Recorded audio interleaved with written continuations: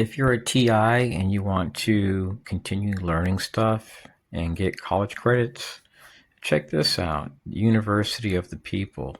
It's actually accredited.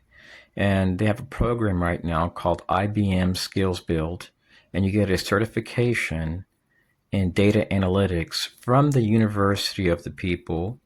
It goes on your school record, and you get a certification from IBM. And you can finish it in 2 months. Here's what's sweet about this. You get access to the GitHub Student Developer Pack. And if you're into AI, this is no joke, in 6 months, just from free stuff, you can get a good paying job. This has everything you need,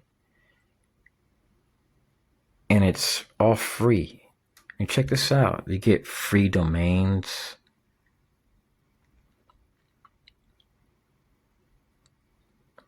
And the list of things just keeps going and going. You get credit.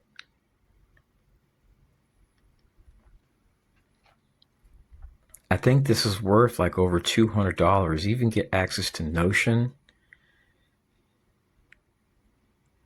Sites which will teach you about coding, Data Camp, JetBrains. I think it's like $169 just to get their program, the paid version. Educative. You learn everything you need to know about AI from there. I mean, the list keeps going on and on. And these are all things that are free.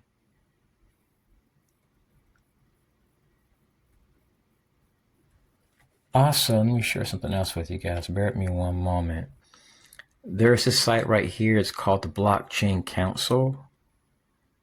A certified forward deployed engineer. They make like, I don't know, some of them make like 200,000 and more or less, but they all make over $100,000 typically. And look, $249. You don't even need that to get some of those jobs as long as you have the skills. Hold on, bear me one moment. There's one more thing I wanted to share with you guys.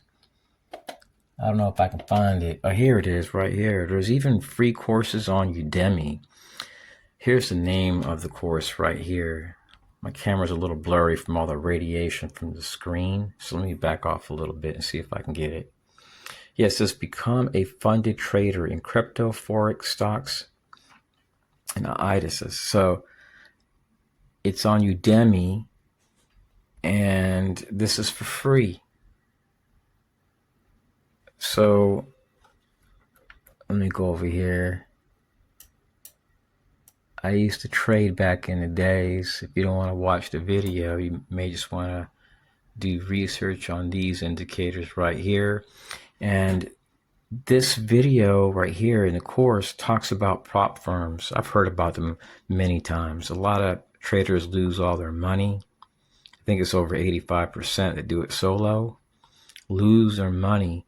And you can study this and go to a prop firm like FTMO. There's a bunch of prop firms. And versus using your own money, you pay a fee, take a test, and if they approve you, you can trade with their money. And you're your own boss. You work when you want pretty much. Some of them don't care when you come in. And you earn money trading with other people's money by working through a prop firm. Figured I'll put it out there. So some TIs may want to look at becoming digital nomads, working remotely. There's some countries that have digital nomad passports. There are cases where targeted individuals have been targeted by police. But when somebody is being harassed in the morning at 7:20 in Clearmont, Florida, where they walk, where they e-bike before they go to school or work, that's typically partners. And these partners sometimes have police partnerships. And these are the types of people that are utilized because they're elderly, they belong to like a VFW, maybe a Moose Lodge, maybe they're a veteran, they're a business owner.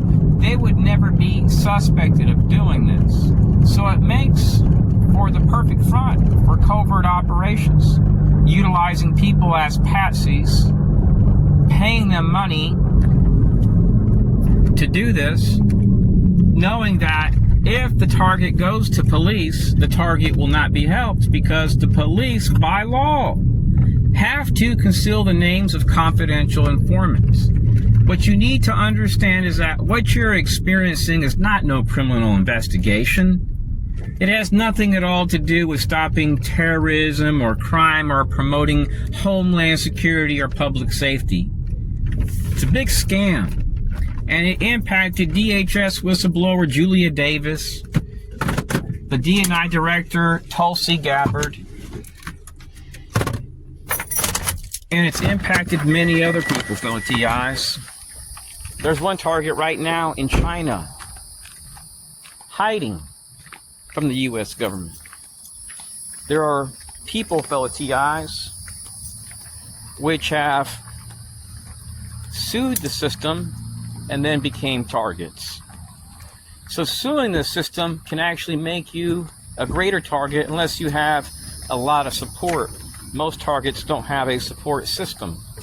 When you look at people that don't have a support system, when you look at people that don't have community support in issues like these, where people are being targeted and harassed in stores, what you typically see is that many of these targets will turn to like alcohol, some will turn towards a negative lifestyle because their life is filled with negativity. And despite the storm that we go through, we still need to strive to be positive. I don't wallow in the mud and live my life drinking it down, using drugs, hanging out with scummy people and scummy environments. Because you are what you surround yourself with. And you won't find me hanging out with people that are tied to the security apparatus here. I'll be respectful and polite, but after what I've seen, the only thing I want is a plane ticket out of here. My renunciation of citizenship, I want to sign that and move on. Entrapment is something that all gang stalking victims will experience. And it's a shock when people see the corruption and clearly see that cops have known for years what you were going through. But instead of helping you, they allowed you to be targeted. An ex-FBI agent, Ted Gunderson, went down the rabbit hole. And he believes that all this crap is tied to our security apparatus in America. And I believe he's correct because in the past, I've dealt with groups like VFW, American Legion, Florida Purple Heart Veteran Group, Freemasons, people tied to Masonic groups and veteran groups and contractors in surrounding areas from Tampa Bay to Orlando, Winter Garden, the Florida Keys, Fort Lauderdale. And I know how it is to arrive at a place and be targeted. So what they do is they torture you psychologically. And some of these people, they get off on it because they know if you go to cops, cops aren't going to do nothing. And the information our federal agencies gather is shared with fusion centers and these type of groups which go around terrorizing people without a judge, jury, or trial.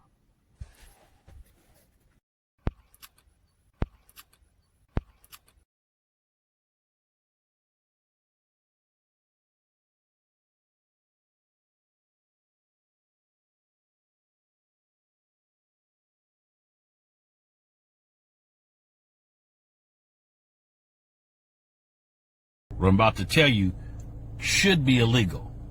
Do you know gang stalkers operate under a specific format? I'm Lance the PI, a licensed private investigator for over 25 years and over 10 years as a police officer. Gang stalking tactic number 3, reporting your movements to a control center. Every move you make is reported in real time to a coordinating control center using walkie-talkie style cell phones. This keeps the entire network informed of your exact location at all times.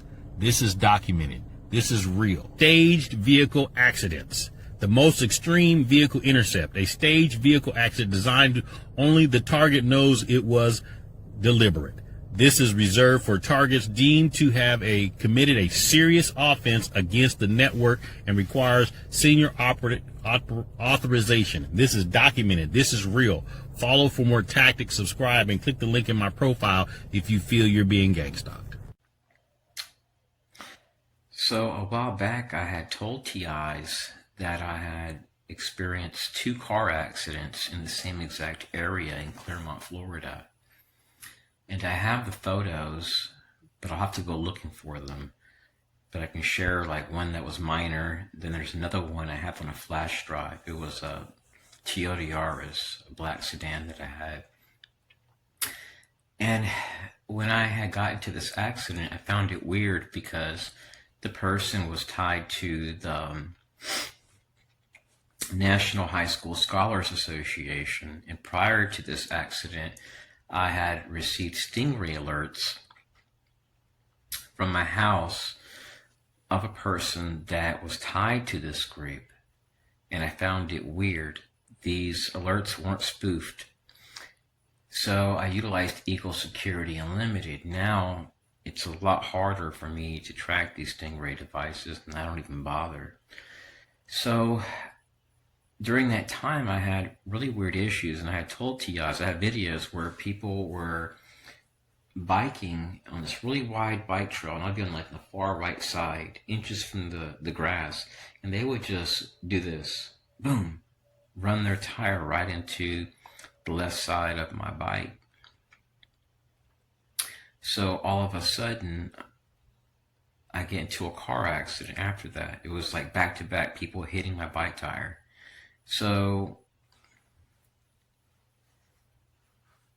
then I get into another one, and these Jewish people come to my car screaming their head off, saying, "Have you been drinking?" I'm like, "Can't you see I'm the one that got hit off the road?" Really weird. And then people would go into gas stations screaming active shooter, and they had a Florida Sheriff Association sticker. They're Jewish and had the star David. I have their tag and everything, even a picture of them in a video. I started getting harassed in stores by Jewish people. I started getting harassed by veterans, Sheriff Association members, business vendors that are veterans, and their families in stores. And some of these people would bring in orphans, very highly coordinated. I couldn't believe how coordinated these movements were. I could drive to Mount Dora, Florida, and these people would flag me to somebody that had like a secret clearance or a small business. They worked at a courthouse. Or if I went to a gas station, they may flag me to emergency management and contact a fire chief or firefighter to show up at a place where I'm at. And I had been wondering for years, all through my 20s and 30s, why this was happening. And I found out that when police were redacting my police reports, that there was a reason. So when I go and try to get information from the records department, from police departments, they would redact any information that I was seeking. So I utilized Broadcastify and found out that a federal agency was flagging me. And they would ask these people to show up at the gas station. So these people would show up and get really close to me. They weren't looking out for me. They weren't trying to protect other people. They were trying to make me feel bad about being there, like trying to make me feel unwelcomed. That's how I took it. But really what they were doing was they were just doing their job. They were looking to make sure there was no problem. So what the enemy did was they went around my back utilizing emergency management resources, because they're trusted, and these agencies are trusted, these clandestine people, and then they use them to have these people to make their presence known. And by doing this in different communities, they were hoping that I was going to lash out, and then emergency management partners would have been looking like the good guys, which they are. So they essentially utilize emergency management partners as patsies, discreetly, while pretending to care about the community when they really don't. Just like how they use people at times that really don't know what's going on. A while back, I had a neighbor that apologized to me that lives on my street, and he told me, I was told some awful things about you. He wouldn't tell me exactly how this all started, but he did mention this. He says it's tied to the government. If you're a TI here in Florida, you can go to the DMV website, look up this form, download it, add that person's tag number to it, add a 50-cent money order, and they will email you the person's name that owns that vehicle. And I've utilized that form so that way when I get the person's name back from the DMV, I just go to LinkedIn and type in their name, and then I find out who they've worked for. So a while back, I had a serious issue with this lady named Brandy Bram for about 7.5 years since I moved here to Florida. She started showing up at places where I did, and the people that would show up where she was at would cover up their tags, or they would have short hair or U.S. government tags. They started playing games with me. And I went to the police because every single time I went to downtown Clearmont, Florida to have my lunch facing the lake like other locals, she would show up seconds later. So I started changing up my schedule. And if I went one day at 3:12, the next day I would go at 9:10 in the morning, and she would show up anytime I did. And these perpetrators, fellow TIs, they would even harass me in rural areas. And they would cover up their tag, and they would have short hair. Really weird. For a while, I would go to Winter Garden to go biking, and I had weird issues at a racetrack gas station for about 5 years. People would skip me in line, and when I would run these people's tags that were doing this, they came up as veteran-owned businesses. And one group showed up. They had the National High School Scholars Association sticker on their car. They looked like they were in their 20s, and they were with a guy that was wearing a black suit with a Virginia tag. And they park where I'm at, get out of the car, and they're just looking right at me. And what was really weird was when I leave that place, there were some people that got into a car, and they got behind me in a purple SUV, and they honked the horn. But they're like 50 yards away from me. I arrive at a library in a car, the same model car, same paint job. It was a purple car with white flakes that reflect when the sun hits it. Pulls up where I'm at. 2 women walk up to me at a library to stare at me and leave. So sometimes this stuff is nonverbal. In this video, I would say around 4 minutes and 8 seconds, and then the second clip at 8 minutes and 18 seconds, I believe, are 2 pictures. One shows a white van behind me at a place called Colt Something Park, I believe. It's just a nature trail in the middle of nowhere, and I live in Clearmont, Florida. It's a little drive. I think it's like 45 minutes away from here.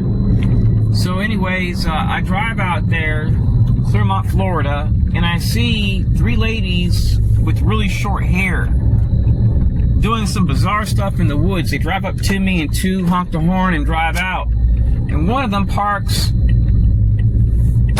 nearby me, right behind me, gets out of the vehicle, and I see her covering up her tag. Well, I found that to be really weird. And what's even more strange, that other clip at 8:18, I had issues with this lady that had really short hair for about 5 years.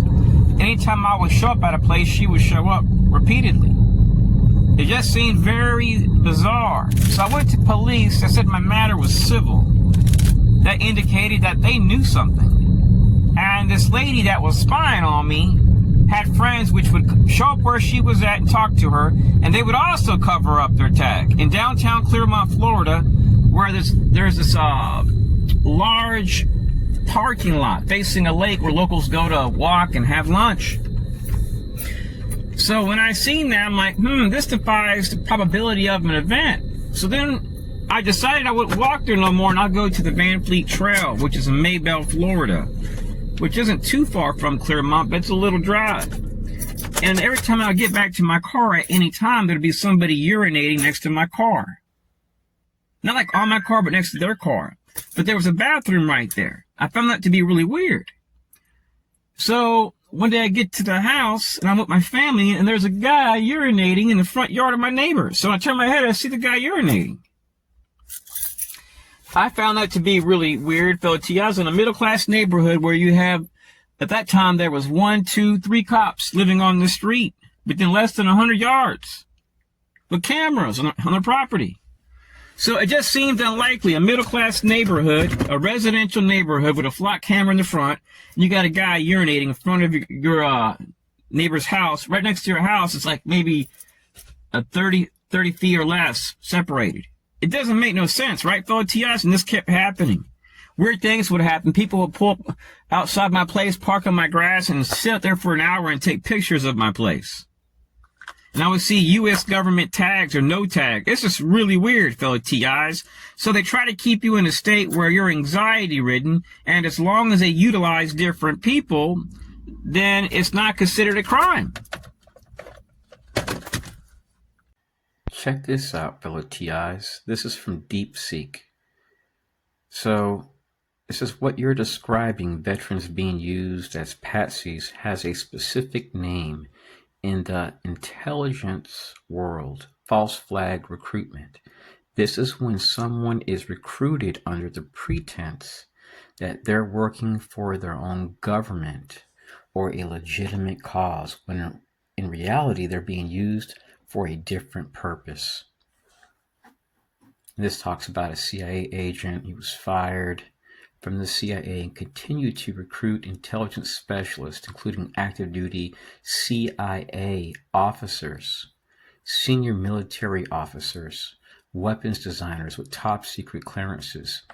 He convinced them that he was still a CIA executive, and he was doing secretive stuff, fellow TIs. He even, let me see right here, there's another case where it shows that patriotism was being utilized as a cover. And this guy right here, let me go down, he even got a high-level guy who was a general, fell victim to his scams.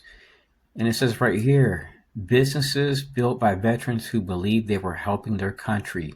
One executive, you see, was cheated, met Courtney at a Freemason lodge and said it's part of the oath to act honorably.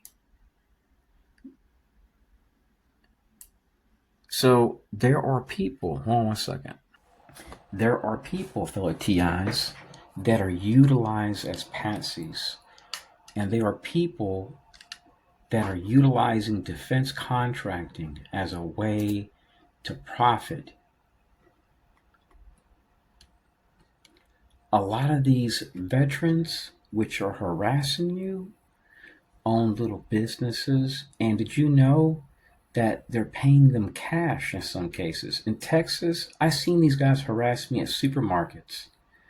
And they would go back to this black SUV and get cash. In Colombia, the Americans harassing me were paying off security guards with cash. So I asked questions about that. There's actually proof of that in Texas. I was harassed by G4S, and they've worked with the CIA. I mentioned veteran-owned businesses, business fronts. The list goes on, fellow TIs, and it seems like everything that I've asked questions about matches with what I've documented in every state, and it seems to be verified through historical evidence.